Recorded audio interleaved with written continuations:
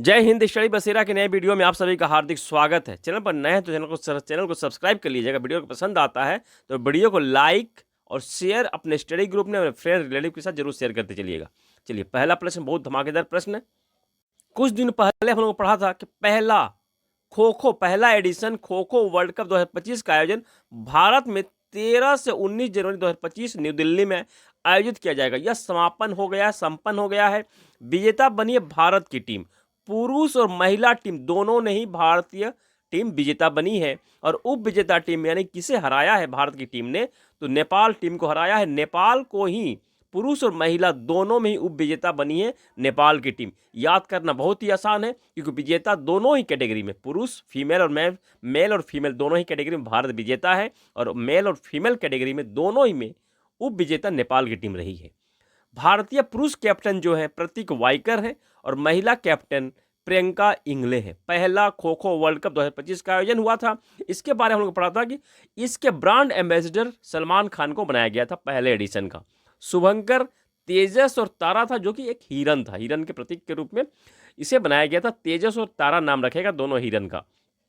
पुरुष के लिए नीली ट्रॉफी थी। पुरुष को जो विजेता टीम है उसे नीली ट्रॉफी दी गई थी और महिला के लिए हरी रंग की ट्रॉफी दी गई है। इस पॉइंट को भी ध्यान रखिएगा। Second ICC under 19 women's T20 world cup 2025 का आयोजन मलेशिया में हो रहा है। इसके बारे में आज के वीडियो में पढ़ेंगे। आईसीसी मेंस चैंपियनशिप ट्रॉफी 2025 का आयोजन पाकिस्तान में होगा और भारत की टीम पाकिस्तान नहीं जाएगी, तो भारत के जितने मैच होंगे वो यूएई में होंगे, यूनाइटेड अरब अमीरात में होंगे। 11वां ISSF junior shooting world cup 2025 का आयोजन भारत में ही होगा। 12वां पैरा एथलेटिक्स वर्ल्ड चैंपियनशिप 2025 का आयोजन न्यू दिल्ली भारत में ही होगा। 38वां नेशनल गेम 2025 का आयोजन उत्तराखंड में होगा और इसका मैस्कॉट मौली है। एंथम संकल्प से शिखर तक रखा गया है। ICC women's T20 world cup 2028 का आयोजन पाकिस्तान में किया जाएगा।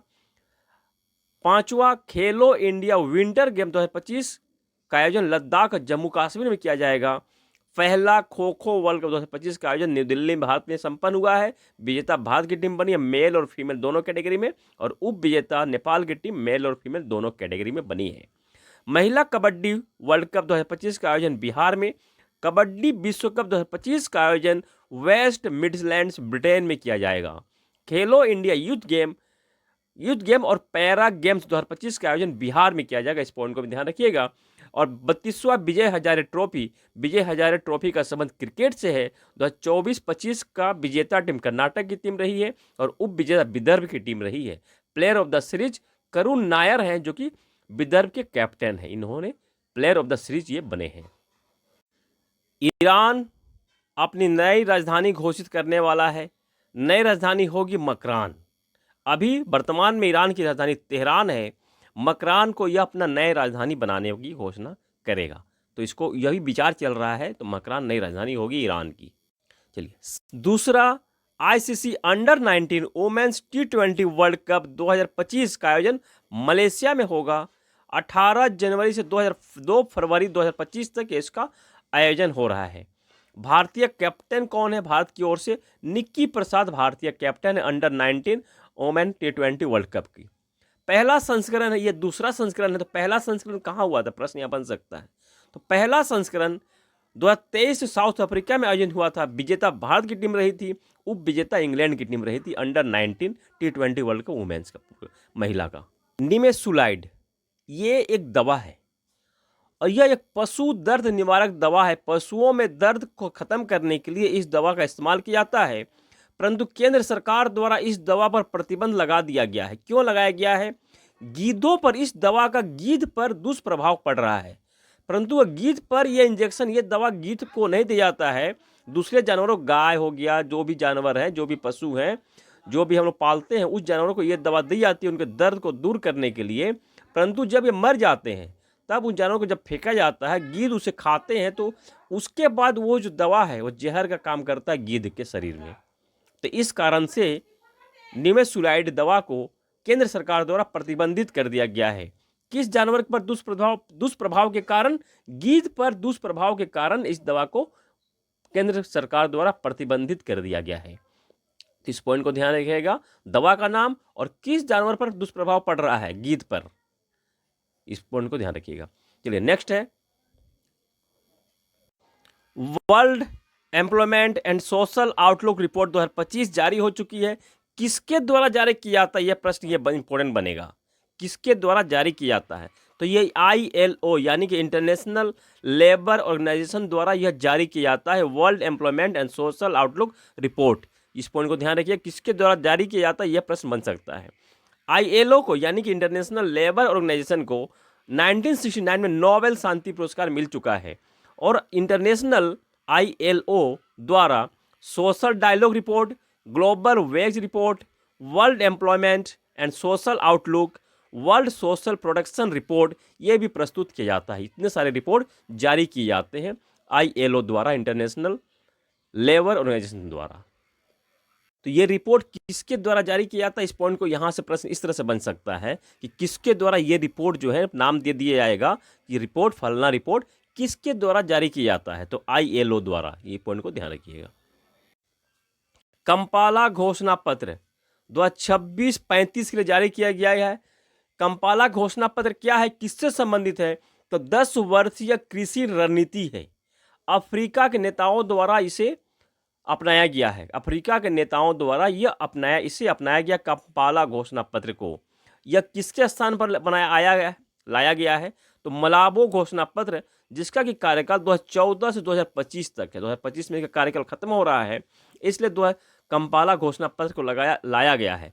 कंपाला क्या है, तो कंपाला युगांडा की राजधानी है, और कंपाला में ही यह बैठक संपन्न हुई है, इसलिए इसे कंपाला घोषणा पत्र कहा जा रहा है।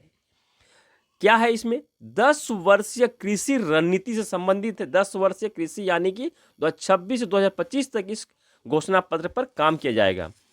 काम किस तरह से किया जाएगा, उद्देश्य क्या है, कृषि विकास कार्यक्रम को और कृषि उत्पाद में वृद्धि के लिए इस पर रणनीति तैयार की जाएगी। कृषि विकास कार्यक्रम और कृषि उत्पादन में वृद्धि पर इस पर काम किया जाएगा। मोलावा घोषणा पत्र के स्थान पर कंपाला घोषणा पत्र आया है, इस पॉइंट को भी ध्यान रखिएगा। इसका कार्यकाल भी ध्यान रखिएगा, किसके द्वारा अपनाया गया है, तो अफ्रीकी नेताओं द्वारा इसे अपनाया गया है। ओलिगार्की, ओलिगार्की क्या है, इसका अर्थ होता है कुलीन तंत्र का शासन, यानी कि जो मजबूत लोग हैं, जो शक्ति संपन्न हैं, उनमें से कुछ लोगों के हाथ में शासन आ जाता है, उसे ही ओलिगार्की कहा जाता है। ये शब्द अभी चर्चा में क्यों है, क्योंकि जो बाइडेन जो है अपने विदाई समारोह में, फेयरवेल स्पीच में, इन्होंने इस शब्द का प्रयोग किया है, ओलिगार्की शब्द का। सबसे पहले यह शब्द यूनानी यानी कि ग्रीक दार्शनिक अरस्तु द्वारा यूज किया गया था, प्रयोग किया गया था। तो ध्यान रखिएगा, अरस्तु का नाम भी है इंपॉर्टेंट बन जाता है, ओलिगार्की शब्द भी इंपॉर्टेंट बन जाता है, जो बाइडेन द्वारा इस्तेमाल किया गया है, इसलिए ये इंपॉर्टेंट बन जाता है कि जो बाइडेन USA के प्रेसिडेंट थे। Justice Vinod Chandran supreme court के न्यायाधीश नियुक्त किए गए हैं। सुप्रीम कोर्ट के इनके नियुक्ति के बाद, यानी कि जस्टिस के विनोद चंद्रन की नियुक्ति के बाद सुप्रीम कोर्ट में 34 न्यायाधीशों की संख्या पूरी हो गई है।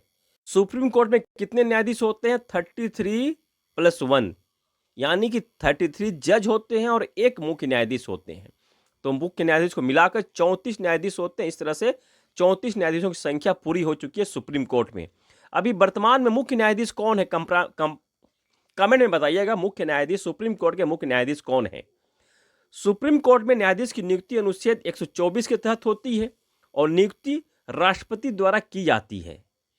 और चुनाव जो है, सिलेक्शन जो है, नामों का सिफारिश कि सुप्रीम कोर्ट के न्यायाधीश कौन होंगे, इसका सिफारिश कॉलेजियम सिस्टम द्वारा किया जाता है। इसका सिफारिश राष्ट्रपति के बाद कॉलेजियम सिस्टम द्वारा करके भेजा जाता है। इतना ही, आशा करता हूँ सेशन पसंद आया है। चैनल पर अगर नए तो चैनल को सब्सक्राइब कर लीजिएगा, वीडियो को लाइक कर दीजिएगा, और अपने स्टडी ग्रुप में शेयर जरूर करते चलिएगा। मिलते हैं नए वीडियो में, तब तक जय हिंद, स्वस्थ रहें, मस्त रहें, धन्यवाद।